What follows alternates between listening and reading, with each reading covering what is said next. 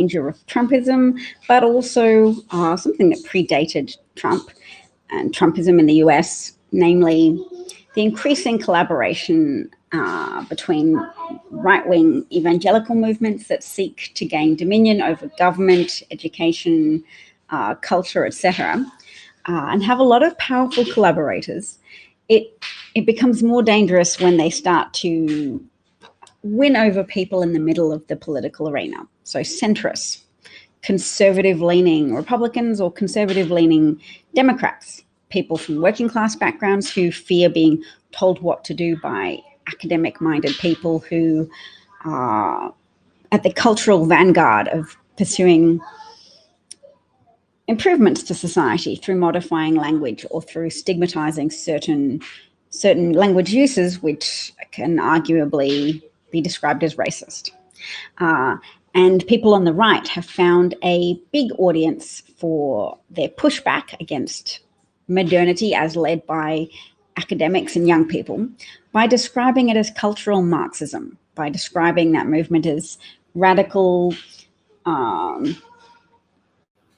political correctness. And so I've got some really important research to share with you all today. We're really at a crossroads, a critical crossroads for democracy, because Krysten Sinema and Joe Manchin, both of whom may be subsidized to a degree by some uber wealthy American minoritarians like the Koch brothers or the surviving Koch brother, into stymieing the death of the filibuster. Now, the filibuster needs to die just because... Guys, you cannot play if you're going to yell like that. Sweeties, you have to be good. My children are cranky, so I'll go soon. But playing Connect 4 brings out the worst in my daughter. She's learning. She's 6 and she's really good at it, actually. But if she loses, there's hell to pay. Molly's there. Hello. And Goodlaw is there. Hello, Goodlaw. Yeah, you have to be good if you're going to play Connect 4. They seem to have settled down. But yeah, it could flare up again at any instant if she loses heavily, which she's quite likely to do because she's playing her 9-year-old brother. I just wanted you to know that because yesterday she had a big flare up of Connect 4 rage loss, and her daddy was in charge, but he struggled to contain the drama, so I had to end the broadcast. So just that's a preemptive warning about that, but I have great material to discuss with you today.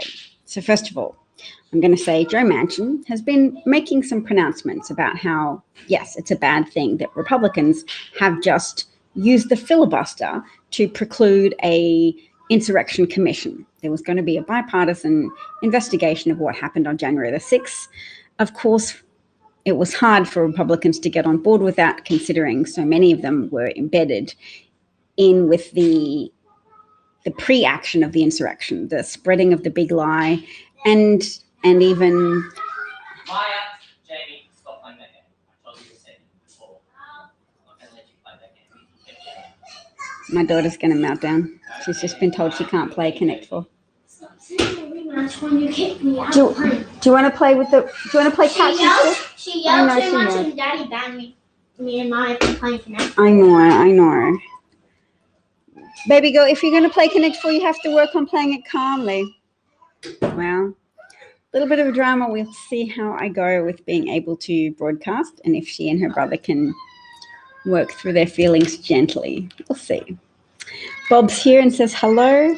It's lovely to see you. She's got some sad feelings. Can she work through that with just her brother? Still hearing some sadness. Trying to go quickly. What is the news? The news is the bipartisan commission has been blocked. It's not even going to be debated on the floor of the Senate because Republicans filibustered it, meaning 60 votes were needed to get the bill even up for debate. A bill legislating a commission into the events of January the 6th and the events preceding and leading up to January the 6th.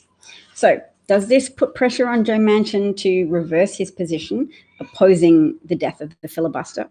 it's a position he does need to reverse, because Republicans have come out, really they've been out for a long time, but that when in opposition, they seek to obstruct the proper functioning of government. So they seek to obstruct legislation for the good of Americans and the good of American families and American workers.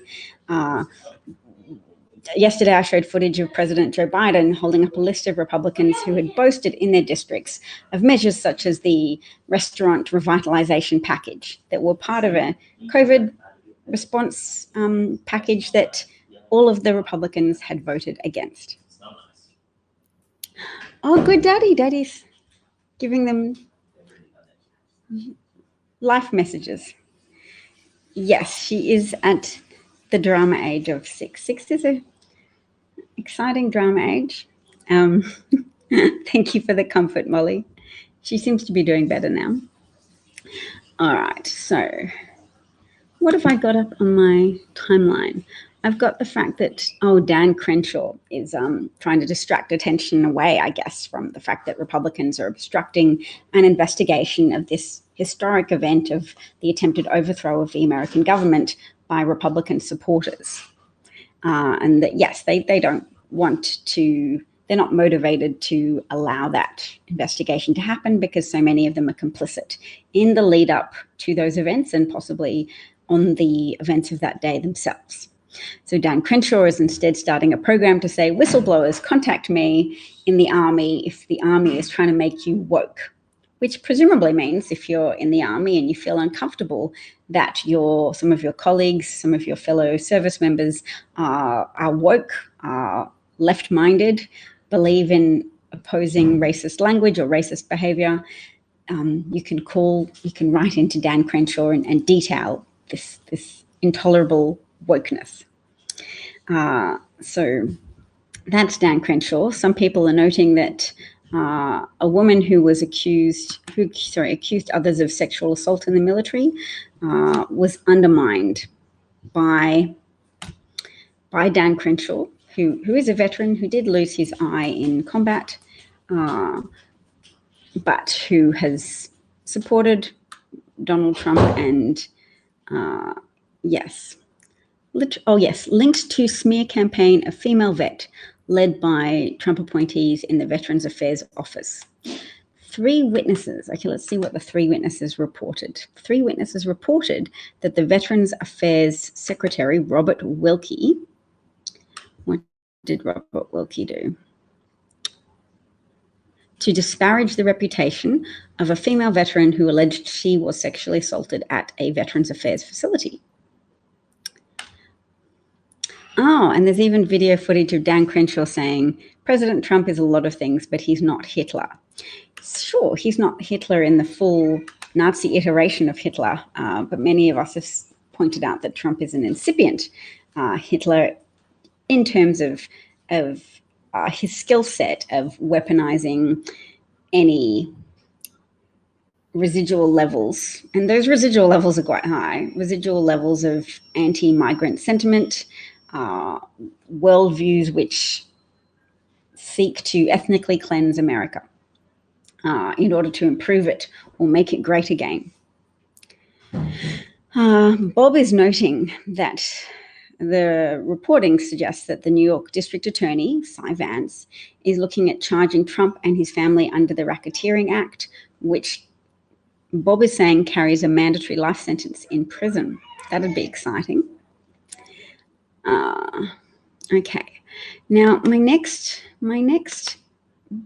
bit of presentation is about an opinion piece in the Washington Post. One of my favorite probably journalist is Greg Sargent, and he wrote a piece using research that was shared with him by a group called Way to Win. So they give us data. Data is so useful here.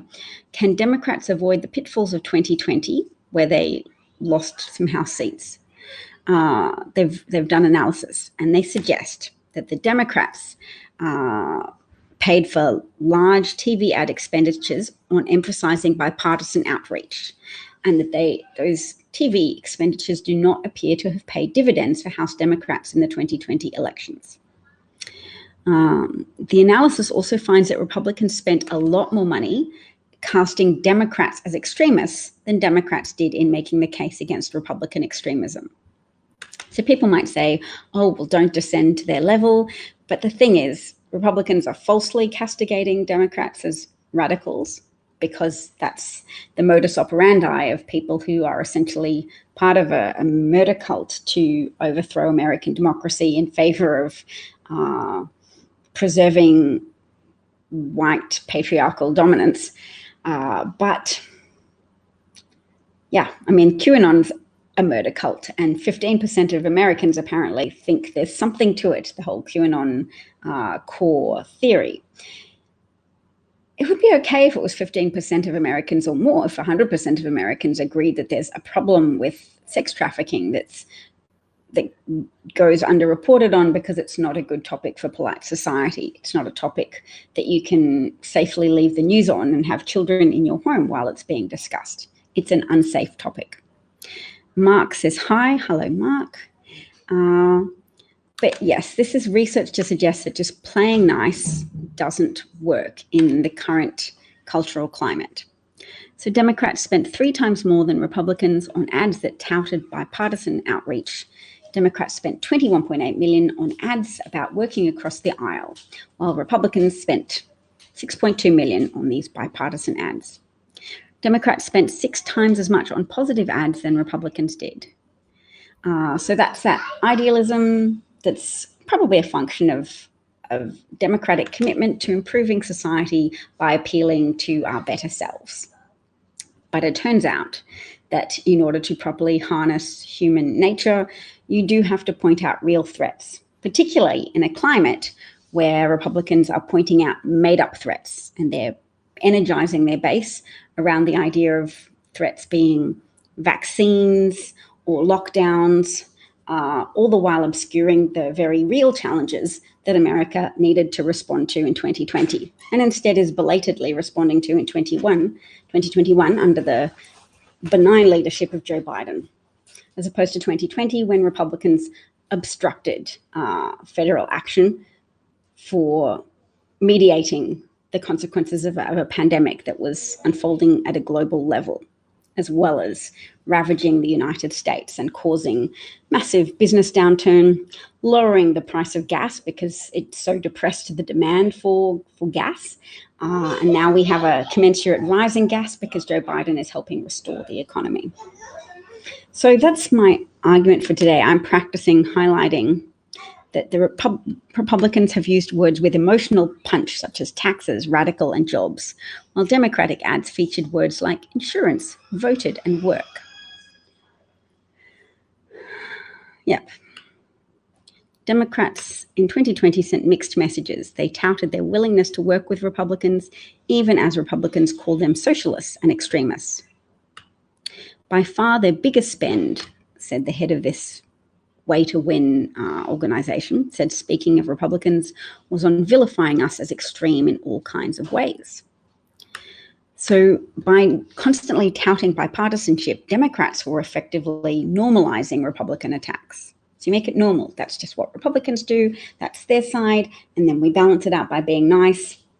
It doesn't balance out. It privileges the liars because it makes the liars' message more intense, while the Democratic happy message is more muted.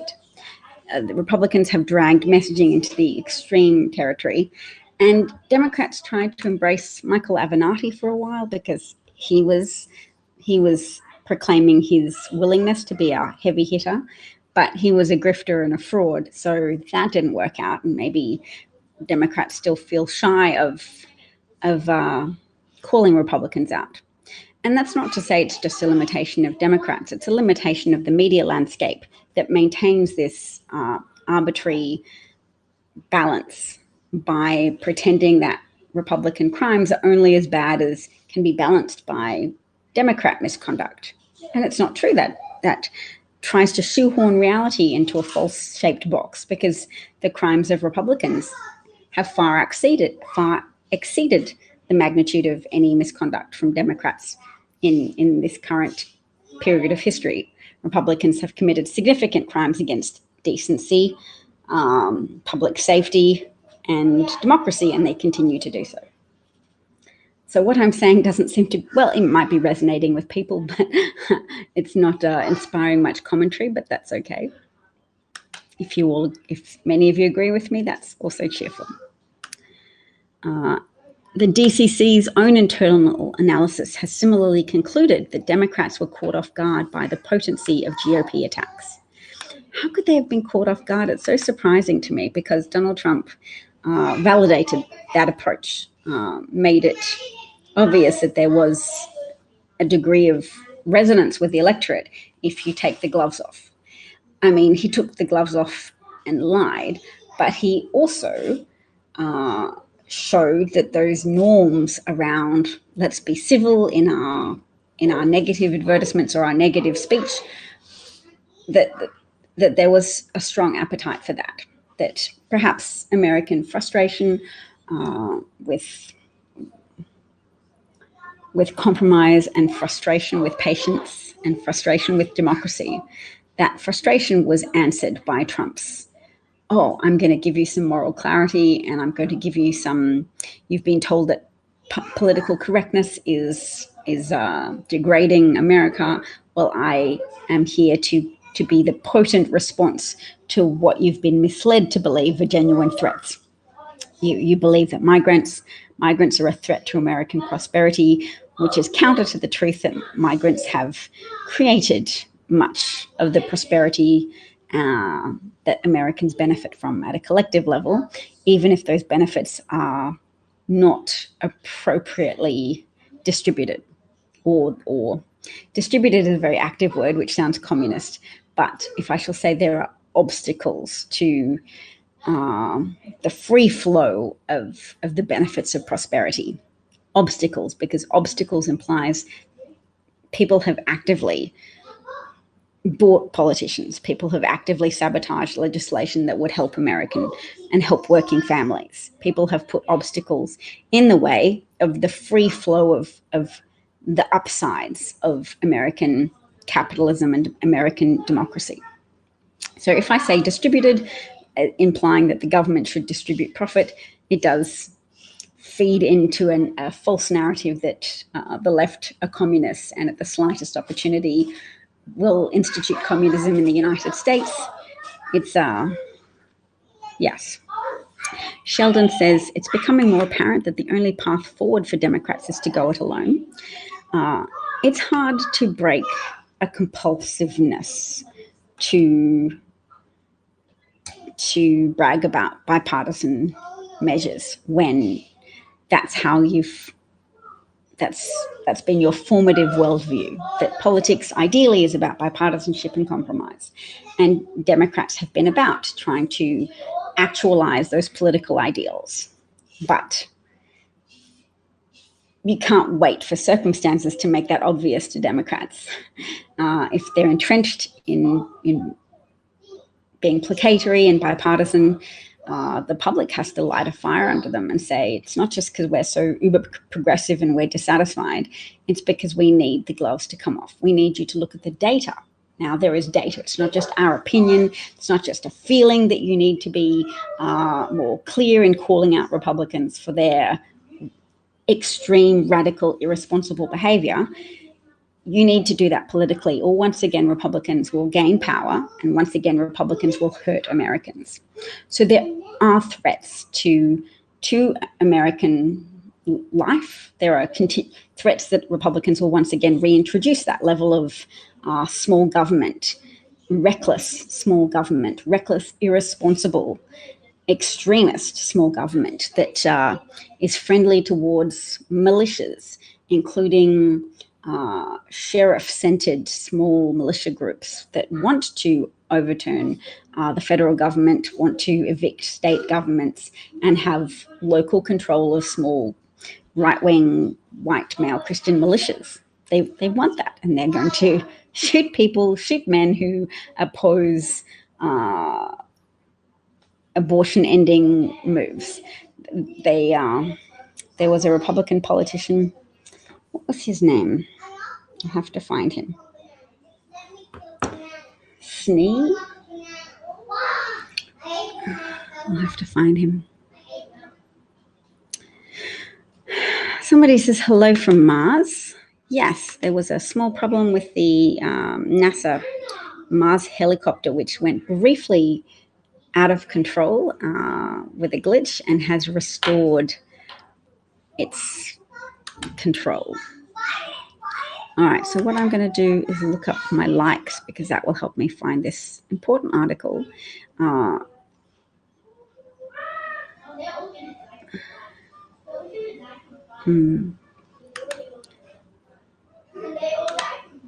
It is really like one of the key protective things we can do with regards to democracy is to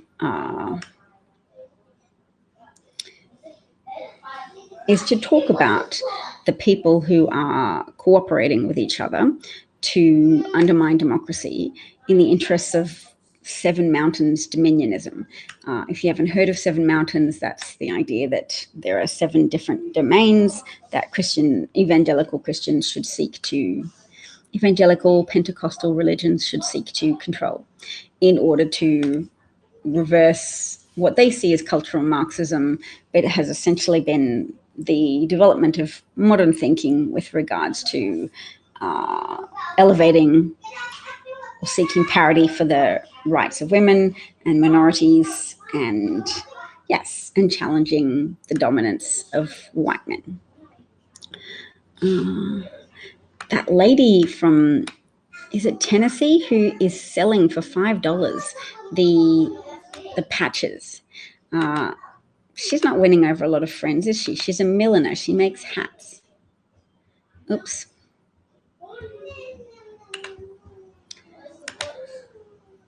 I'm going to share. It's not as good as overall data because I do like the data that shows there's a pattern to Republicans outspending Democrats with negative advertising. The Democrats have been afraid to go negative, but they really do need to in order to save lives. Okay. Not my problem. But to ask I you enforce the rules. I'm asking you to, ma'am. I'm just simply, it's not my responsibility to make If sure. you're that scared of a fake virus, you should have masks. Ma'am, can you get out my vehicle, please? Hey, Steve, it's Micah. So the Uber driver is forcing me out of her car. Ma'am, Because I won't wear a mask. And she wanted me to put my shirt over my face.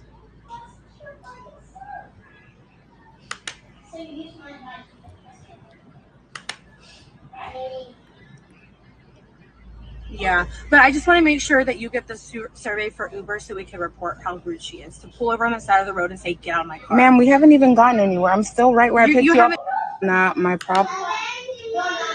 I feel, not to give advice to somebody, but in any future situation, if I was a Lyft driver or an Uber driver and somebody like that was talking without a mask in my car and I was concerned they might be spreading infectious particles in my car, I would get out of my car. I would take the keys out, step out of the car and open all the windows so that while she talks on the phone, she doesn't have that opportunity to disseminate viral particles in my car.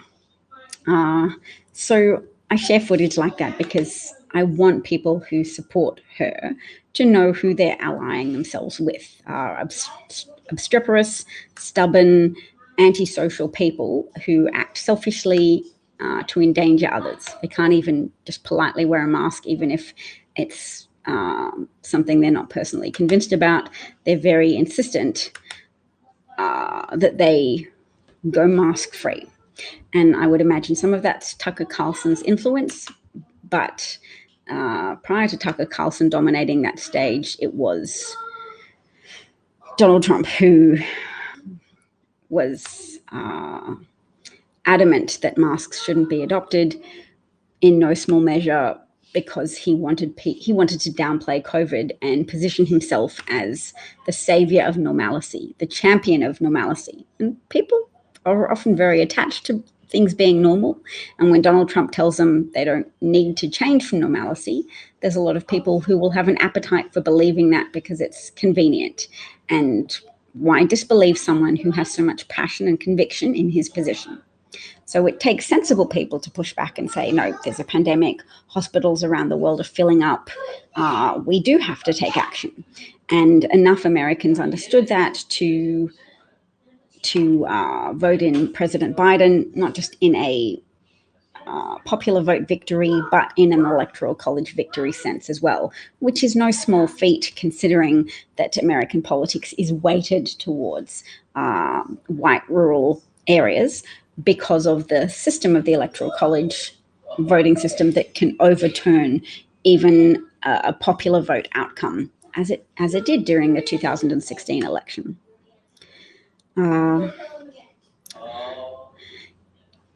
Let's have a look. People are talking here about the variants, and I wanted to share a little bit about that because it is important.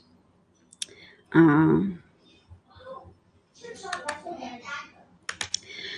more transmissible variant that infects people before we can vaccinate them is a really, really bad thing. It's not the same as a variant that slightly reduces vaccine efficacy. It's worse because, yes, America might get to 70% vaccination by summer, but for other countries around the world that haven't had any access to vaccines yet, if there's this highly transmissible variant that just spreads like wildfire through a population, the B1617.2 variant was first identified in India, could be more transmissible apparently than even the B117 variant, which was first identified in Britain. And yes, in the United States, hospitalizations and deaths may continue to decline or stay low because the vaccines do appear to have a high degree of efficacy even against the variants. It defends recipients well against the severe effects of both variants. But for the rest of the world, this could be catastrophic. And we have to care about it and make sure people don't just succumb to the complacency of anti-population rhetoric that says, oh, well, the fewer humans, the better. Because that's a type of rhetoric that is quite toxic to humanity, to the ability to care about what happens to other people and take action as a consequence. It's a philosophy that helps people go, okay, well, yeah, some people should die in order to save the world. And then I guess as long as the people, me and the people I'm around don't die, then yay. It's toxic thinking because it was always a mischaracterization of the problem to say overpopulation is dooming the world. It's not overpopulation. It's patterns of consumption and patterns of burning fossil fuels and creating environmental damage from various stubborn areas of petrochemical dominance, various petrochemical billionaires who've been reluctant to have their profits and profitability constrained in any way. Christopher Lucas is here and says hello. Hello, Christopher. Hello, Molly. I've said hello, Sheldon, haven't I? Yes. All right. Let me see if there's anything else. There is something else I wanted to share. There's a little bit of reporting on some of the filing from prosecutors made public just in the hours before the Senate Republicans killed the idea of a January 6th commission, bipartisan commission. Oath Keepers' messages to If by Sea. New light shed on plot to storm DC with guns by way of the Potomac. So that's, let's have a look. That's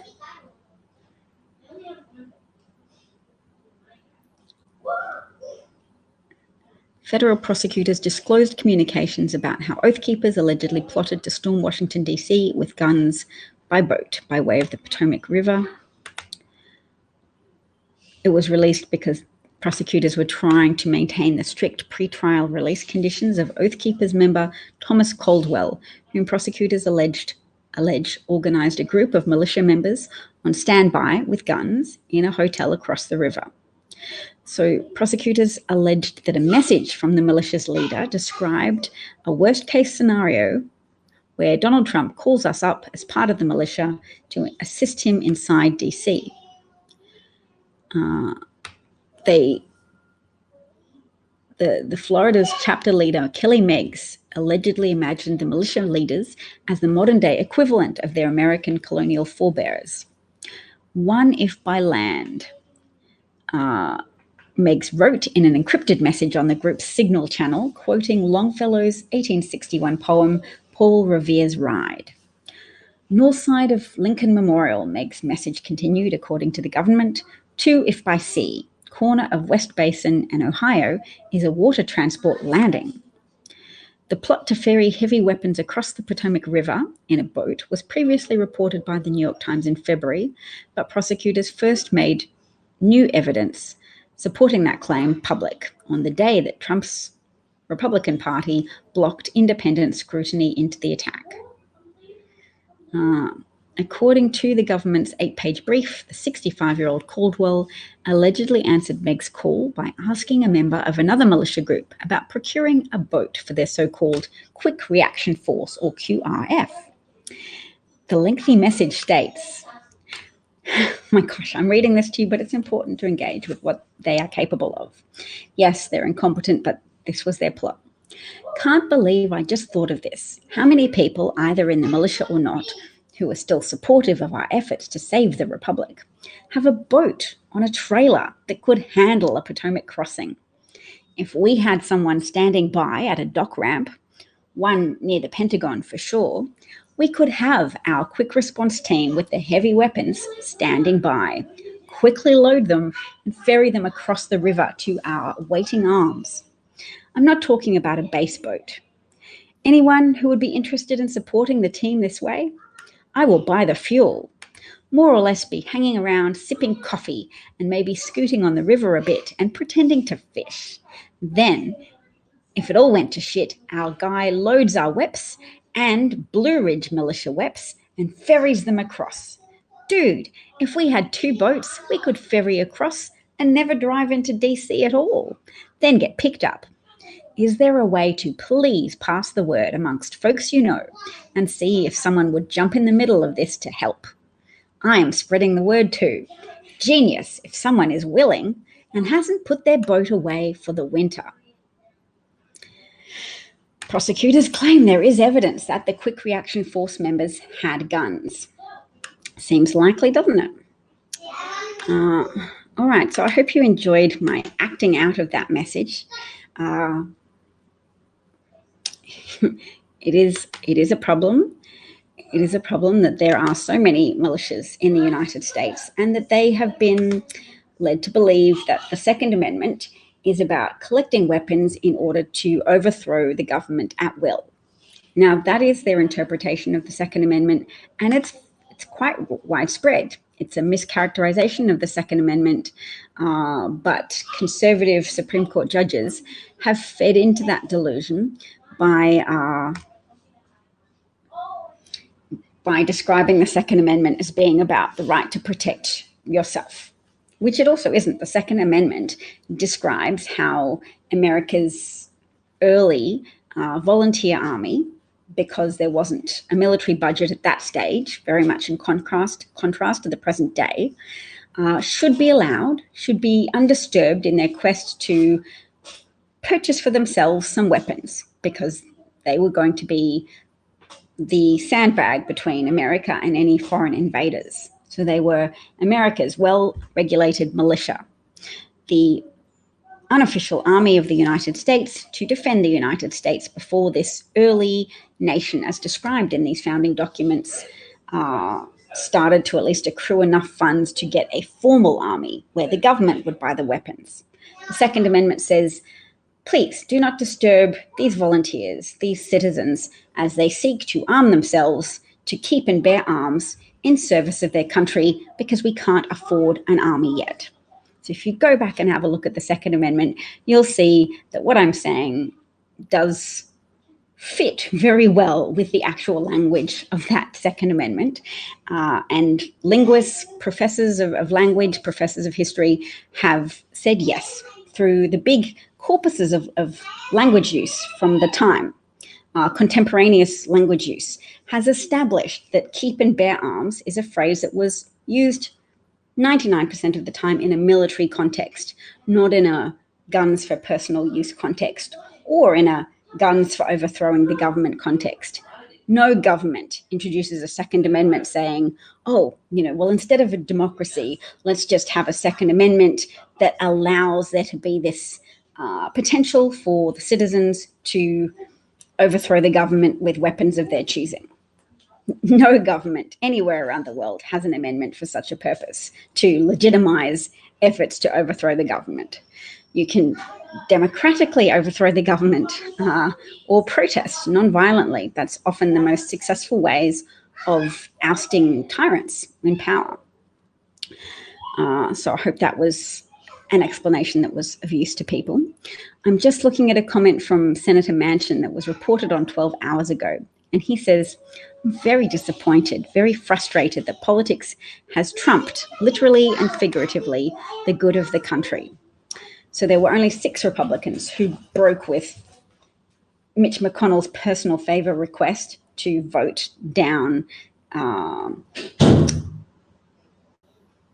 even debating an insurrection commission. So Ron Portman, Ben Sasse, Lisa Murkowski, Mitt Romney, Cassidy. What's the first name of Cassidy? Is that Bill Cassidy, I think, and Susan Collins. So 6 open, and Toomey also said he would have voted for cloture, i.e. to move forward to a debate of the commission.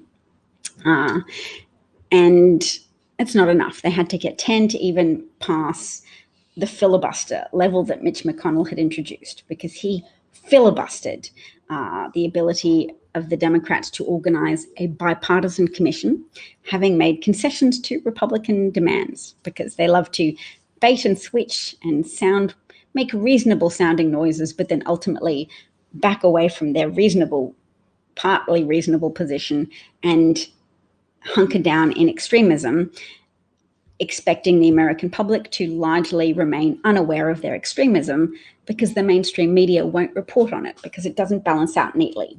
Republicans are extreme, Democrats are not, so we'll just have to pretend Republicans are not being extreme to be able to say we're evenly reporting on it. They have to lie and conceal Republican extremism. They have to skirt around Republican extremism. We have to find a way to keep using the words of extremism in relation to Republicans, to describe them and compel the media to follow our example. We have to set an example for the media and set an example for Democrat campaigners to be more honest in their description of Republicans. Republicans are being increasingly dishonest in describing Democrats as crazed radical communists. That has to be countered, not with lies. It has to be countered with potent emotional characterizations of the genuine risks of the jeopardy that Republican behavior and Republican voting patterns place America in, place American lives in, place American businesses in. Republicans still have this extraordinary and undeserved reputation for economic competence when Republican presidents in power have presided over job losses or job creation rates that are lower than the job creation rates of Democrats in power.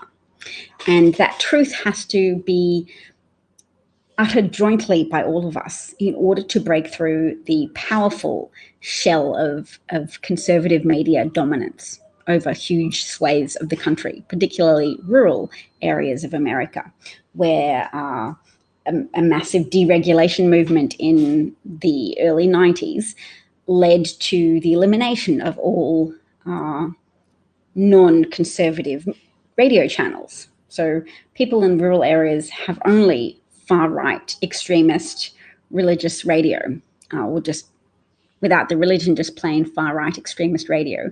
That's all they have for 3 decades. And it means a concerted effort has to be made by Democrats and people who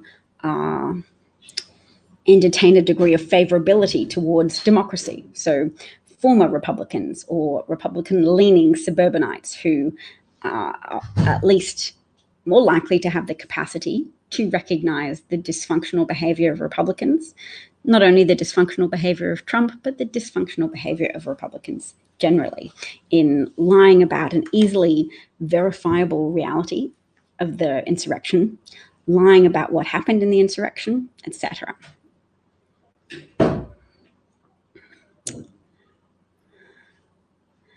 Bob says, my 7 times great-grandfather was a lieutenant in the Revolutionary Army.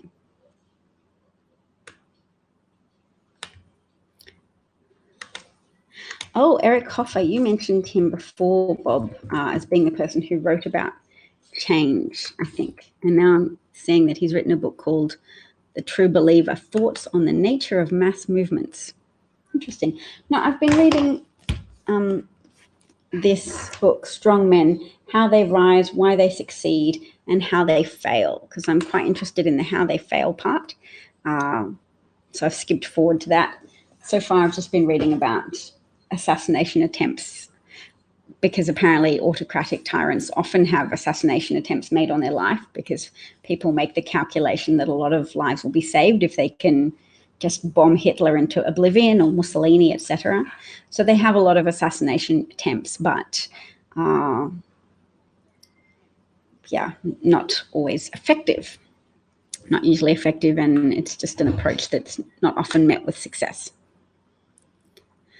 Molly says, I think quite a few Republican legislators don't want what they did to help the insurrection occur to be known. I'd agree, Molly. That's a very salient point. Molly also notes that the Oath Keepers apparently didn't realize that there is a large number of Coast Guard along the Potomac near DC. So I wonder how they went with those efforts, or if somebody eventually did realize it, so they gave up on the idea of using a boat to transport weapons to DC. Because at the time, I didn't hear anything about people being apprehended on the river. Bob says there's a website called Radio Garden, which lets you listen to radio stations from around the world. That's lovely. If only more people in rural America knew about it. Indoor Smokers just gave me an Appreciate Award, which I thank you for very much.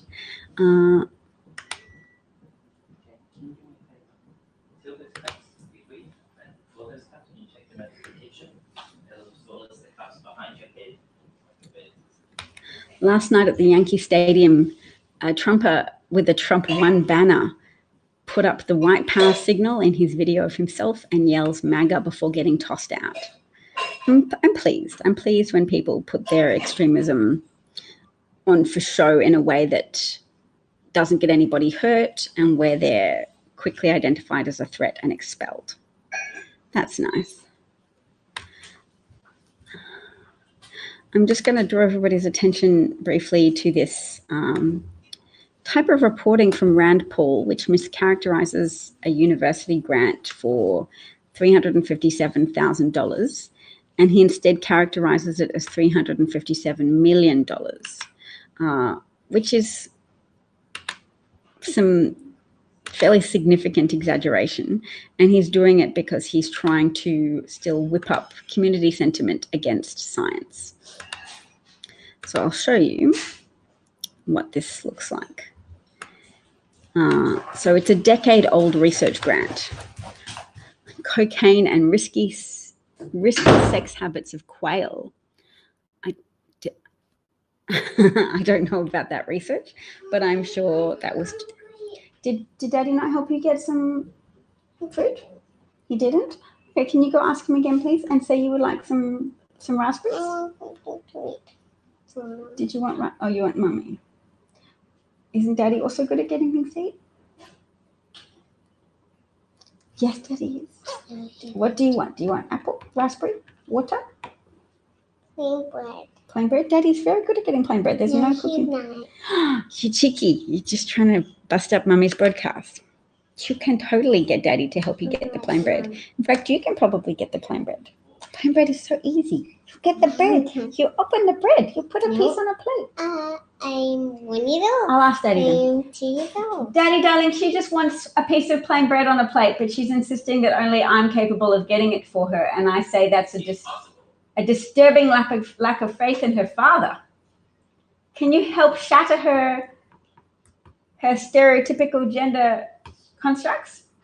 He won't be able to. If he gets it, it'll just be horrible. Oh, it won't taste any good. Oh, that's such nonsense. Such nonsense. All right. Did I actually share that? Yes, I did. No, Daddy didn't fail. Look, see, Daddy's got the bread. Thank you, Daddy. Mwah. Good man.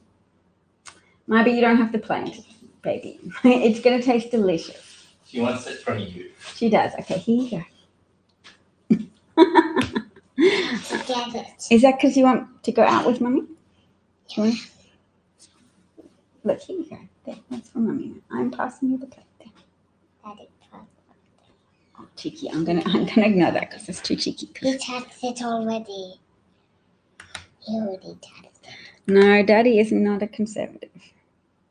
Daddy touching things does not make them toxic or poisonous. Don't be sexist. Can you put it in the bin? I will not throw it in the bin. This is a funny game, but Mummy It's not a smiling game. right now and laughing, but Mummy might get cross at some point. Do not waste that piece of bread. Do not waste that piece of bread. Oh, there is going to be a countdown to Mummy getting cross about this. I'm going to set my timer. Bye. Bye. Timer's on for 1 minute, and then somebody's going to lose a sticker. There, started the timer. Wait, I'll throw it in the bin. After. I'll message Daddy that if you throw that piece of bread in the bin, he is allowed to take a sticker away from you as well. No, we're not. Mm. We're not. Then you have to put a great dot. You're on a grey dot, madam. Yes, you're on a grey dot. All right, Mark has to go, so he says goodbye. Bye-bye, Mark. Or are you saying goodbye to my daughter, who is very cheeky? For the first time, the American team won the international mathematics competition. And the great thing about it that proves we need immigrants is that the whole team was made up of Chinese Americans. Yes, America is made great through its ability to be attractive to migrants and to actually attract migrants who bring to America the awesome power of flexibility, that they've been flexible enough to leave their ancestral lines behind them to pursue opportunity and to create opportunity, because that type of go-get-em energy is a gift to America, a gift that is a bi-directional gift. America offers migrants opportunities and migrants offer America energy. Okay. Energy, initiative, higher educational standards, aspirational energy that inspires native-born Americans. Just some nativists can be resistant to that energy because they fear having to compete on a level playing field with migrants, with migrant Americans. I've got to put the word Americans in there because I don't want to feed into that pattern of delegitimizing the contributions of migrants and the existence of migrant Americans. If you want to study cocaine and you want to study Japanese quail using cocaine and you want to know if they're more sexually promiscuous, do you know how you get approval for your funding? You call up your other... Check out where there's a percentage, a decimal point there. There's a decimal point and it's got 3 figures behind it, showing that Senator Rand Paul is trying to make this look like millions. It was $357,000 grant, but he's, by putting decimal point 140, really they gave a grant with 0.14 of a cent, and then you just needed to add a 0 as well. It's so thoroughly deceptive, and it underlines his willingness to compromise Americans' health and compromise American governance through dedication to lies. So he is not so much a senator as a performative saboteur. Active Indoor Smokers has a good point that says Hitler's fixation with homogeny cost them the war, because all of the great German scientists that fled, many of them, or most of them indeed, were were Jewish. And they left to the United States and helped the United States with their nuclear development efforts, which, yeah, cost them the war. Bob says that I have a lot to offer America, Davina. Thank you. I do. I'm so keen to come and get started in the States. I'm so glad you made that point, indoor smokers, particularly on a day like today where many Jewish people are struggling because of a hat maker in Tennessee who I started to talk about before. But what she has done is design 6-point yellow star badges that say not vaccinated on them. She says they're great. They've got adhesive backing that's really strong, so you can stick them on your clothes. And it's an item that makes a mockery. Oh, and she's selling them for $5. They probably cost her 20 cents individually to order and have sent to her. But she's selling them for $5 in a way that makes a mockery of the suffering of Jewish people in the Holocaust, the suffering of Jewish people who were made to wear 6-point yellow stars, saying Juden, that identified them as targets for violence and as targets for being shipped onto trains to death camps, for being gassed in chambers or tormented for years and then killed in death marches, etc. So it is very disturbing, and I'm glad to just have one opportunity to focus on how a lot of highly accomplished people in America have been Jewish migrants who helped America win World War II, helped the Allies win, and have a lot to contribute, and shouldn't be mocked and belittled in that way by someone whose thinking, as evidenced by her Instagram page, is very steeped in deranged conspiracy theories about the vaccine, about Joe Biden, about inflationary pressures, which she attributes entirely to Joe Biden and not to the fact that there was de-inflationary pressures under Trump, because the whole country had to lock down for a protracted period of time because Republican and Trump inaction, federal inaction, and various state governor inactions prolonged lockdowns and prolonged the impact of the pandemic. Rather than constrain the pandemic earlier with a shorter but effective early lockdown, they came to lockdowns late, and they came to medical science reluctantly, and they undermined the message of medical science as it evolved. And the message of medical science was, don't meet together in large groups indoors, don't hang out for prolonged periods of time with other people unless it's very necessary and unless you're wearing a mask, to reduce the expelled respiratory particles from your respiratory system. Do not stop breathing little bits of liquid into the air because micro droplets, medium-sized droplets can be distributed around in an environment where there's low ventilation. And easily infect someone else. And there can be events which promote mass distribution of the virus at super spreader events where somebody's there who's so infective that they're spreading a dose that disseminates around all the people gathered in close proximity. And even though 99% of people might survive catching COVID-19, there could be 20 more people who have very evident long-term effects of the disease, and there might be 10 more people who have heart damage without even knowing about it. So my numbers of people are not accurate there, but I mean only to indicate there are substantial under the tip of the iceberg consequences. If the death rate is the tip of the iceberg of COVID consequences, there's a large iceberg underneath of long-term disability and damage. So I'm going to listen a little bit more to lighten the mood to Rand Paul, still doing something very grave, which is undermine public support for science and research. Buddies that study cocaine in animals, and you say, hey, I've got this great new study. Would you guys like to join in it and be my peer review committee? So it's actually the ridiculous studies that we discover they're being voted on by people who are selected by the people doing the studies. If you want to study cocaine and you want to study Japanese quail using cocaine and you want to know if they're more sexually promiscuous, do you know how you get approval for your funding? You call up your other buddies that study cocaine in animals and you say, hey, I've got this great new study. Would you guys like to join in it and be my peer review committee? So it's actually the ridiculous studies that we discover, they're being voted on by people who are selected.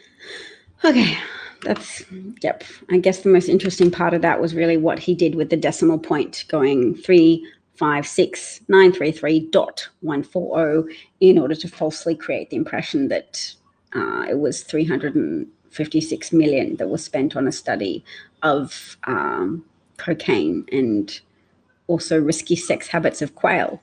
I feel like Googling that research now just to find out what it was he was talking about and what it was that was proposed. But in any event, he's overinflating the amount of money. Okay, cocaine and the risky sex habits of quail.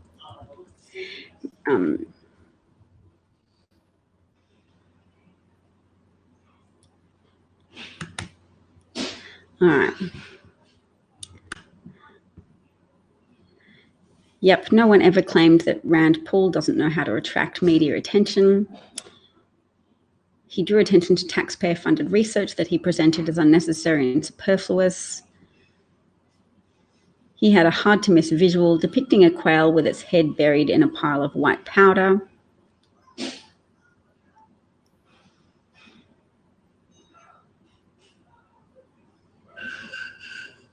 Yep. Paul wrote 14 cents as 0.140, deceptively making the figure look as if it was in millions. And he also has used that same type of graphic in 2018.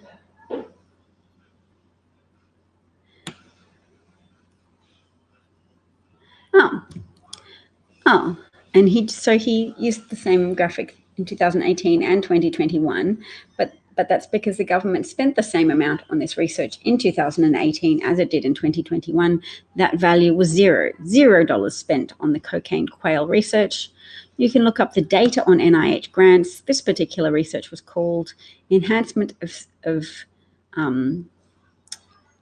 Sexual Motivation, and it did receive $873,503 from NIH over the course of its progress, but that funding ended more than 5 years ago. So they weren't really studying quail sexual activity. They were discussing cocaine and human sexual activity, but I guess using quails to study the physiology of it.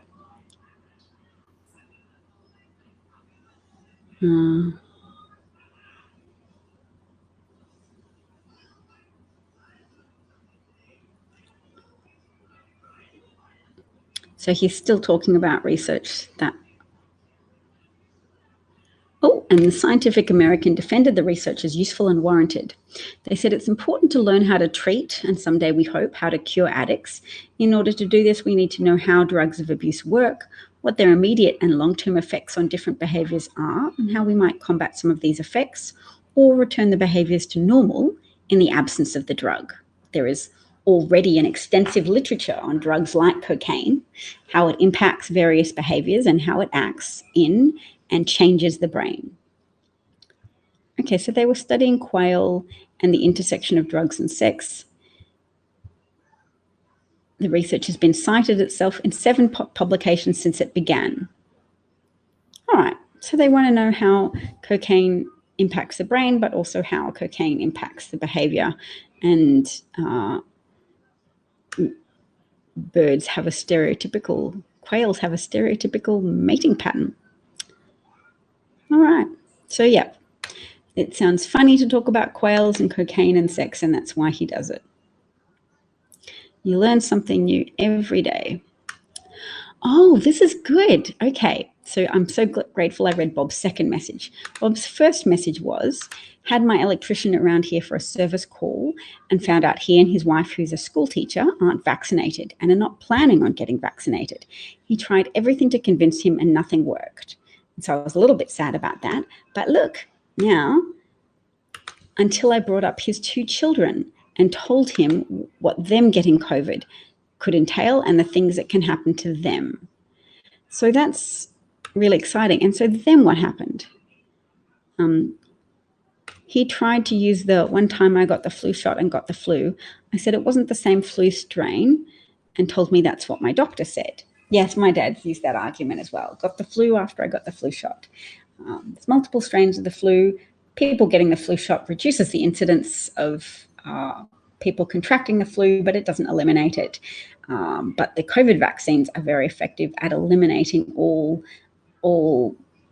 serious consequences of being infected with any of the variants that have manifested so far. So good for you, Bob, for persevering with different arguments until you found one that worked. Good for you for finding out that consequences to children are in fact an important motivator. And it's part of the big picture of understanding as well how Trump was able to weaponize resistance to science amongst Republicans and Republican-leaning independents. He weaponized that scientific skepticism, or that skepticism of science, by saying, look, it's natural. It was an appeal to the naturalistic fallacy to say old people die anyway. We shouldn't have to make any sacrifices as a community, as participators in an economy, to preserve the lives of old people who will die because that is nature.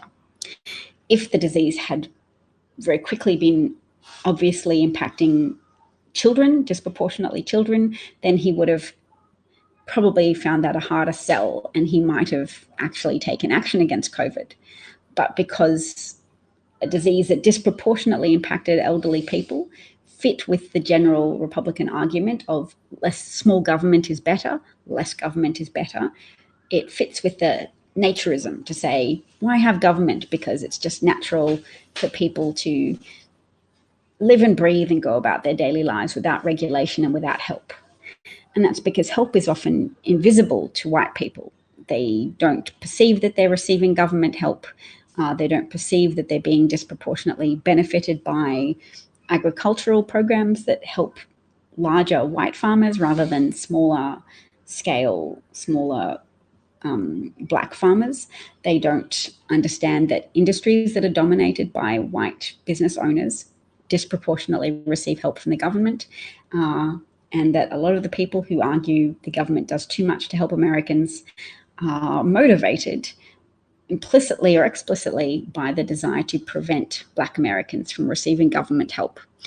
They over-attribute moral failings to Black people because that is a function of their racial prejudice and a function of their inability to reconcile themselves to history, as well as their ignorance of white-initiated massacres and white-initiated injustices that have been perpetuated across American history to different levels at different periods in time, but often being strengthened after periods of civil progress or civil rights progress that then tends to be a political backlash against Black people having rights, a proliferation of fear that white people will be discriminated against in a way that mirrors the discriminatory treatment meted out to Black Americans by white dominant institutions.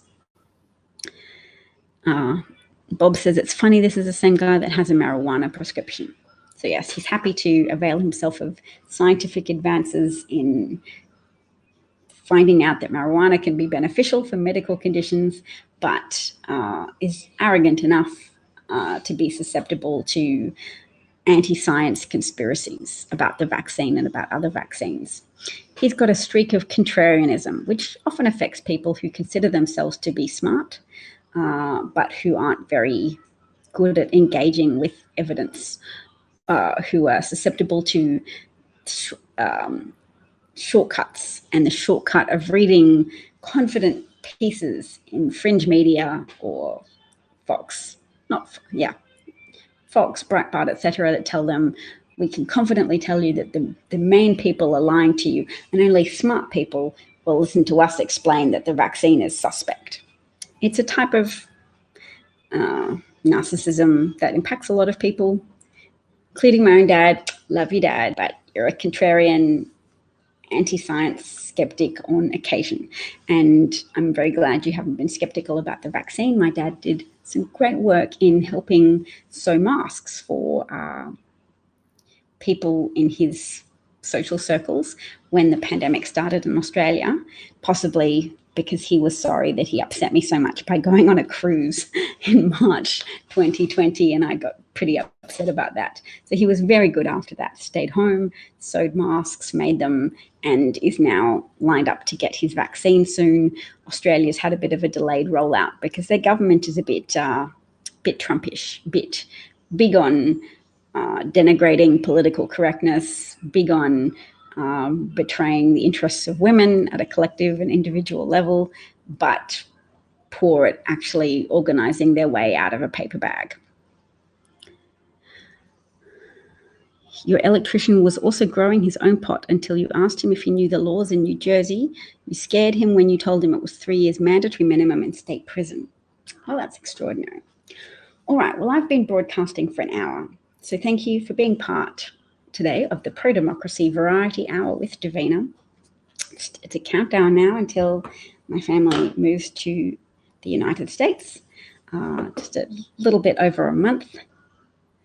My gosh, a little bit over a month. And then I'll be lined up with your timeline. I'll be able to liaise personally with anybody who wants to co-broadcast with me. And it'll just be easier, I think, to organise times. And hopefully that's a precipitating factor for this broadcast getting into its groove. Mark says, glad to have you. Thank you, Mark. Bob says, your electrician acquaintance went straight home and destroyed his marijuana crop. I bet he did. Yes, a lot of people think marijuana is a natural form of treatment. Very true.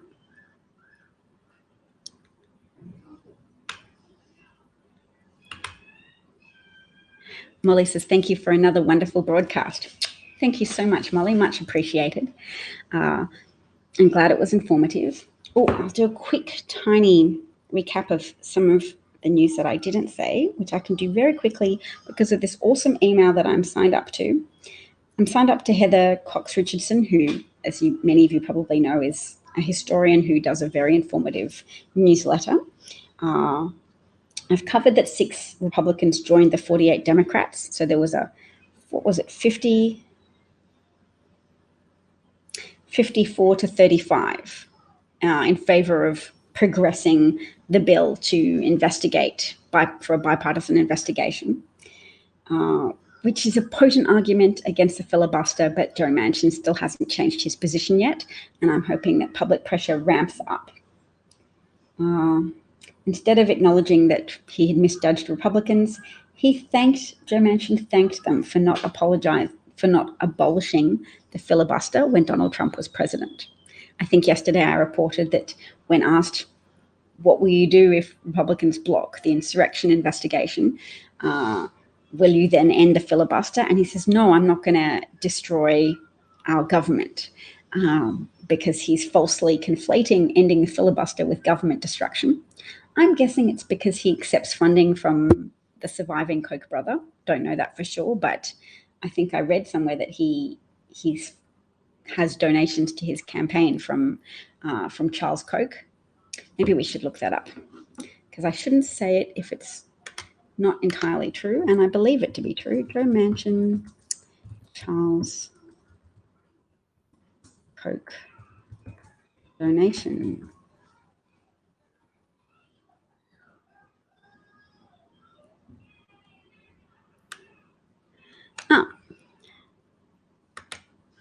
Okay, I haven't found anything that says donation, but I found an article saying Democratic senator defends Koch brothers. So let's have a look at that. And then I will go and take my daughter somewhere fun. We're a little bit in lockdown, but you can go out in groups of 2 people. No, we'll wear masks and we'll go somewhere. Okay, can you see this? Yes. Take myself out of the picture for a second. This is published in 2014 in Politico. Manchin on Thursday strongly defended the Koch brothers from attacks by fellow Democrats, saying the wealthy and politically active businessmen are tax-paying Americans who are creating jobs. They're not breaking the law, they're providing jobs, he said on Fox News, Fox and Friends. Yep. If you're trying to rally the base have already been rallied. Harsh rhetoric from either side does little to help the country. So he's big on that whole assertion of balance, that false devotion to balance at the expense of the American people, because when you obscure Republican extremism and the extremism of various Republican donors in the interest of sounding nicey, balanced, then you are creating space for them to do harm. I think that's a pretty clear way of saying it, and I'm pleased with that. When you deny the extremism of Republicans and Republican donors, that's what you're doing. Now, I clicked on this link. I'll show you why. Oh, hey, why isn't it? I'd like you to be able to see that whole screen. It says, I've already subscribed, you silly. Inside the Koch-backed effort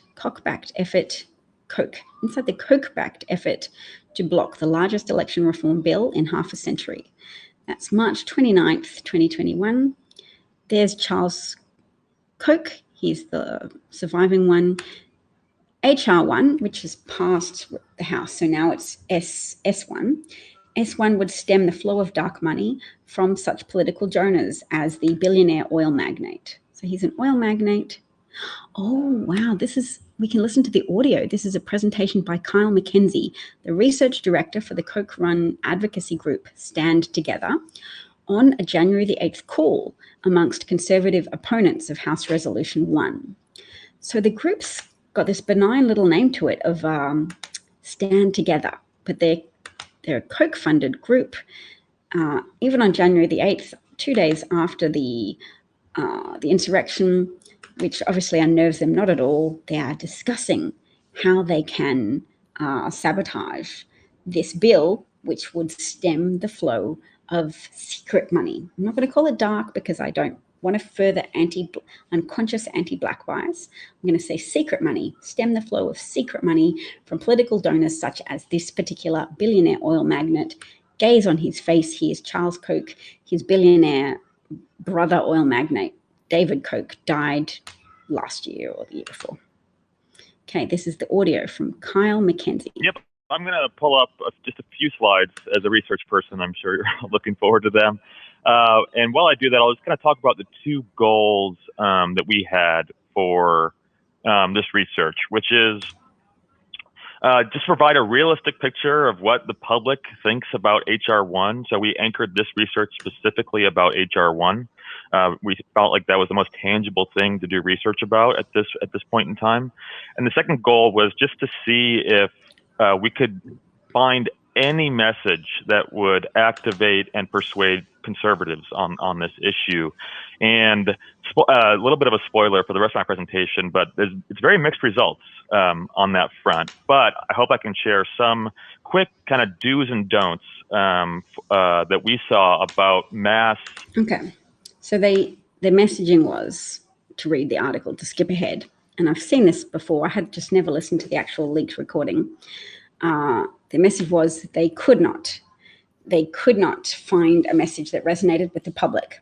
So they said instead, a senior Koch operative said that opponents would be better off ignoring the will of the American voters and trying to kill the bill in Congress.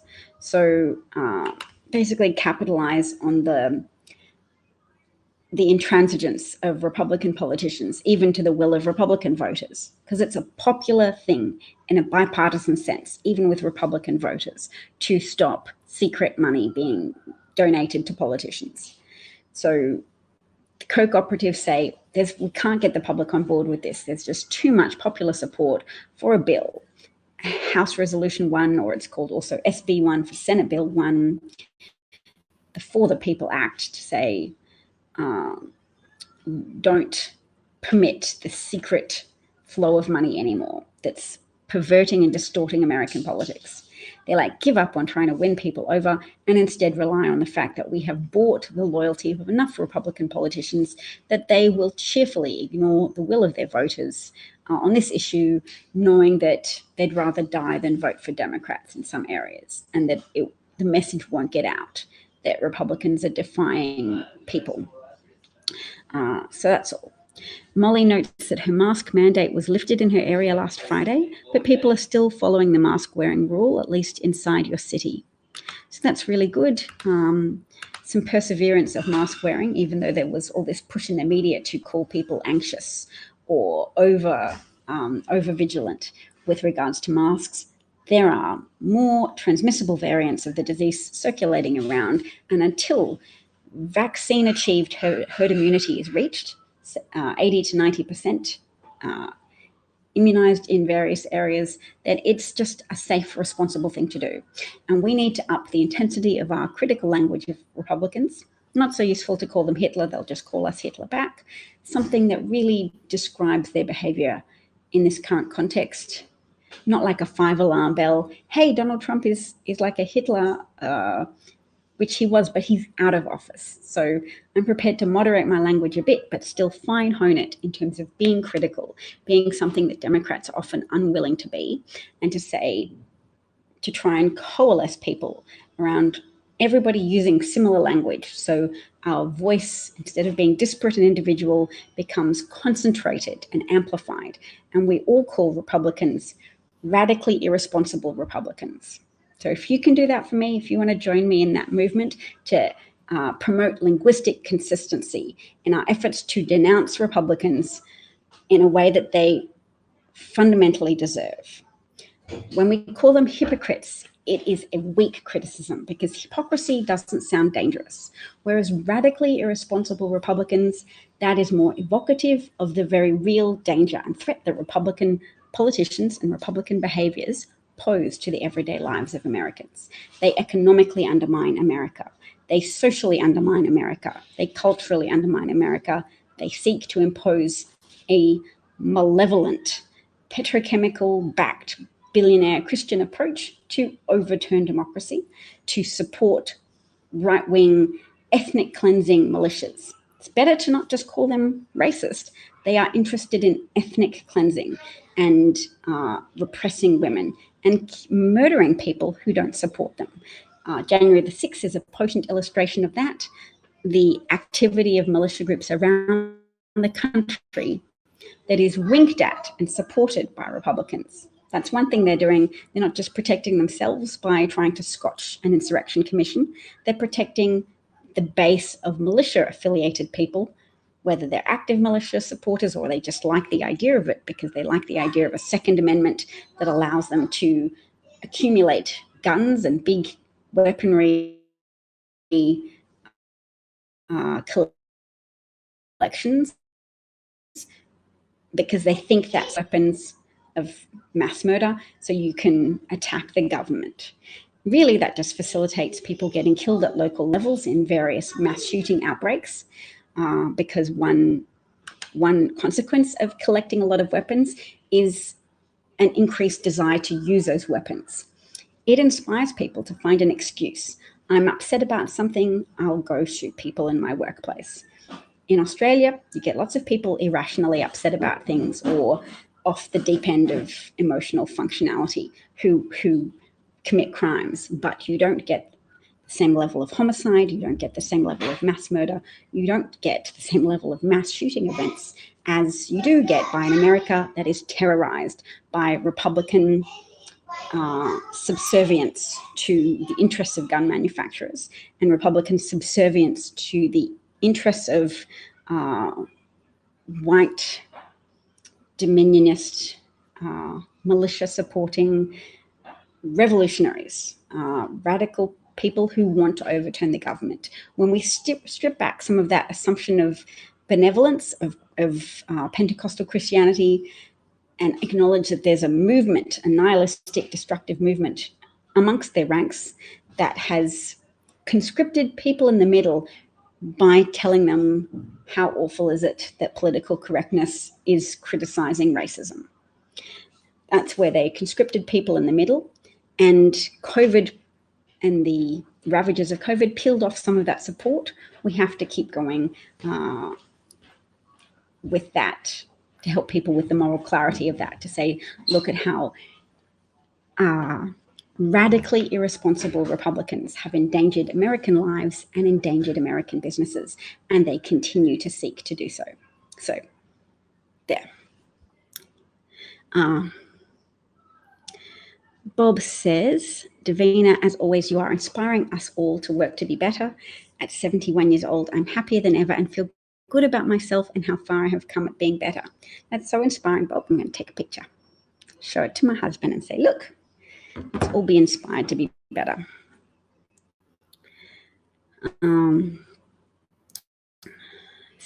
61 inoculated is good. 7% have one shot given. It's promising, Molly. When people get to 70% even, that's going to really lower the deaths and hospitalizations from COVID. It's not really enough to protect people with immunocompromised systems, but look, people are showing promising initiatives. Is it Michigan that is giving out free fishing licenses when you get vaccinated? I think there'll still be local efforts to enhance the vaccination rates. Yeah, I'll come help you because I'm just saying goodbye now. So goodbye, everybody. Thank you so much. Thank you. Bless you, Marsha. Lovely to see you again.